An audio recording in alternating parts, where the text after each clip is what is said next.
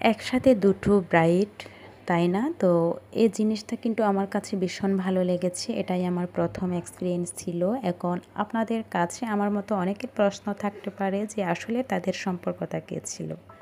সেটা একটু পরে বলছি। তো যাই হোক, তার আগে একটু ভিডিওটা দেখে জানাবেন যে দুটো ব্রাইডকে কেমন লাগছে।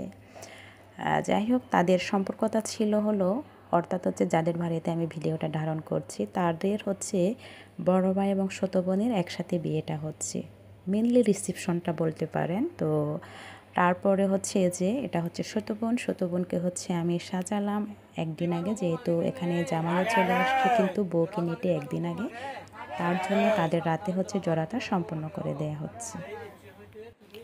জোড়াটা সম্পন্ন করার পর কিন্তু তারপরের দিন আবার বড় ভাইয়ের জন্য হচ্ছে বউকে নিয়ে আসার জন্য যেতে হবে এবং আমাকে সেখানে কিন্তু সাজানোর জন্য যেতে হবে। আর তাদের বাড়ি বড় ভাই এবং ভাবির বাড়ি কিন্তু কাছাকাছি হওয়াতে এটাই বোধহয় ওনারা হচ্ছে পরামর্শ করে করেছেন।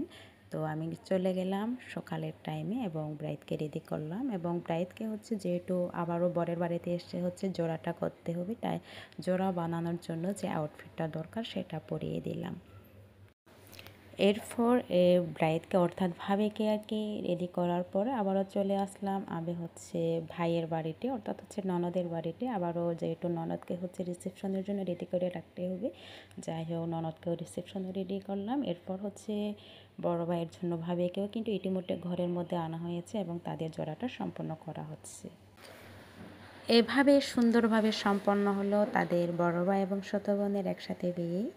আমার কাছে ভীষণ ভালো লেগেছে এবং আপনারা যারা এভাবে বড় ভাই এবং ছোটো বোন একসাথে বিয়ে করতে চান করতে পারেন, খারাপ না। যাই হোক, আমার ভিডিওতে আজকে এটুকুই পর্যন্ত। সবাই ভালো থাকবেন, সুস্থ থাকবেন, বাই।